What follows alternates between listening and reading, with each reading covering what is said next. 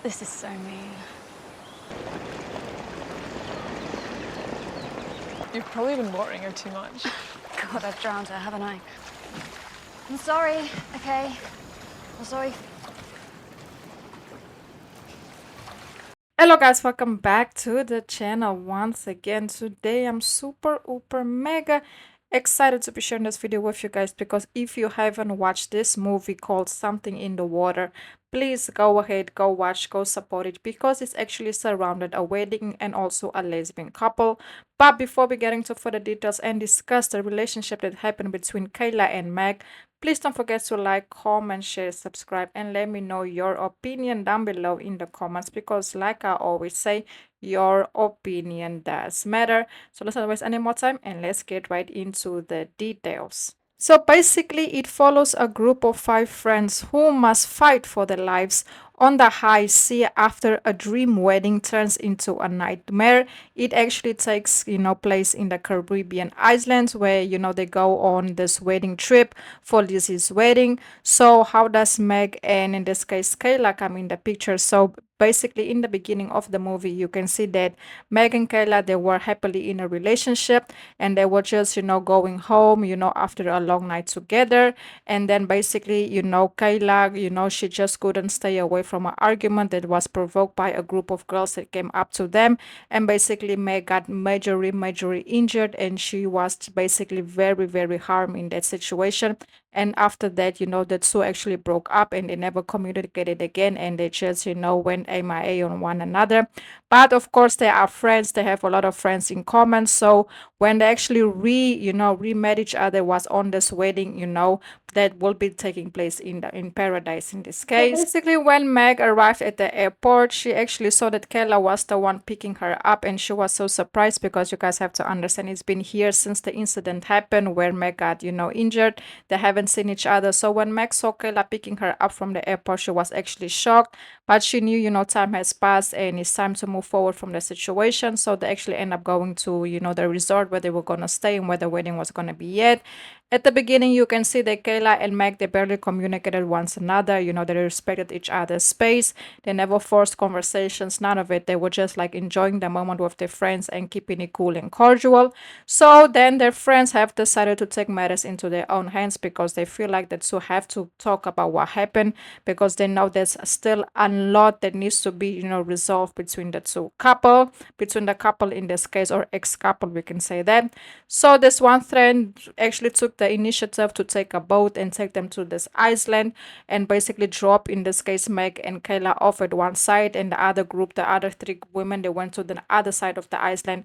And basically they just told Meg and Kayla, hey, we're gonna leave you guys here for a couple hours, and we need you guys to sit down, talk, and get it together, because there's still a lot that needs to be unsolved. We have a wedding tomorrow. There's gonna be, of course, this wedding, but you guys have to solve what you guys have to solve.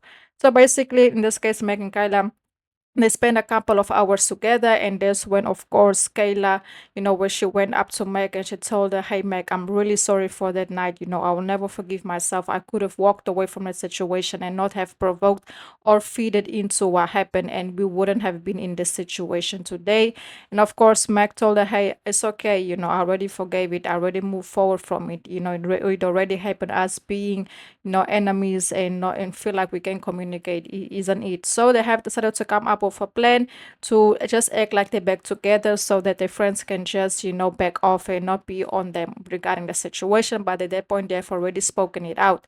So later on, their friend got attacked by a shark, and that's where everything starts to happen. They end up rushing back to the island where they are actually at, to get help. And then on their way to there, their boat that they were on actually end up hitting a rock, and then all of them end up in the ocean. All of them end up passing away, but it was one after one, of course, through the shark attacks. So basically, Kayla decides to go swim back to the resort in order to try to find help. There was Lizzie who couldn't swim, so all of them couldn't swim back, because they had to stay behind because to help out Lizzie.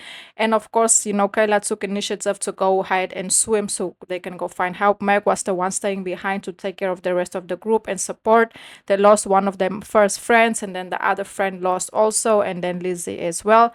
So at the end of the story, we can see that Kayla and Meg was the two that actually survived the whole, situation that happened with them on the sea.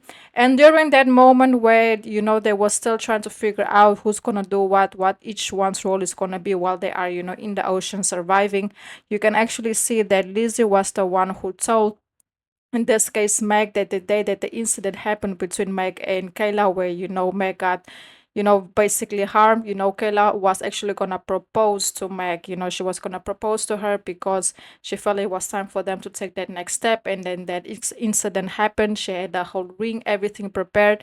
And when that happened, Kayla just could never, ever, ever forgive herself for that night, because that was actually was gonna be the night that she was gonna propose to her. So that really rubbed Meg the wrong way. Like, she was like, ain't no way, ain't no way, ain't no way. So she was trying her best to go to Kayla and to go look for her. But at the same time, she just lost a friend. Her other friend can swim. The other friend got bit by a shark. So it's just a whole scenario going on. So later on, you can actually see that when the other two friends actually end up passing away because of the situation, they are strangled on the ocean. Meg actually ended up getting bit by the shark also, but she could find rescue on a rock. And there she was just hoping and hoping that someone would show up to come and help her, because she was in fear. The ocean waters was rising, so the rock that she was on was actually, sinking into the water. So she was like just there strangled alone by herself and harmed in this case. So, the only option that she had at that point is just wishing and hoping that, Kayla made it to the resort to go and ask for help, because that was her only way out, because she was actually surrounded by two sharks. So later on, when she saw Kayla coming with the boat to rescue, she saw the two sharks coming for her, and she just went in the ocean and she just started to swim and swim and swim and swim. And then, Kayla grabbed her on the boat, and, after that, they had basically both of them were just grieving when Kayla also realized that the other girls didn't make it, and they were just having this moment together on the boat while they were on their way back. And that's when Meg and Kayla was actually the one, and Meg also, they say, we're going home together, and then they just said, yes, we're going home together. So basically, it looks like they figured things out, even though it's under the circumstances, by losing their friends. But it looks like the couple have figured their things out, and they have, decided to give their relationship another chance, because at that moment, all they need is one another, because only them knew, especially Meg, because Meg was actually the one who saw everybody passing away, and getting attacked right in front of her eyes. So that's something that, in this case, Kayla will really, really need her support in order to, to move through us from the situation, and also for everything that the couple also been through. So if you want to watch the movie, you can watch it on Netflix, Prime Video, Apple TV, and Disney Plus. It's in English, and if you speak another language, there are subtitles available, and some of them translations, so you don't have to worry. Once again, the movie is called Something in the Water. I will highly rate this movie a 8 out of 10. I really enjoyed it. It got me like really like just in the zone, seeing what's gonna happen. It's a very simple movie, but very, very good.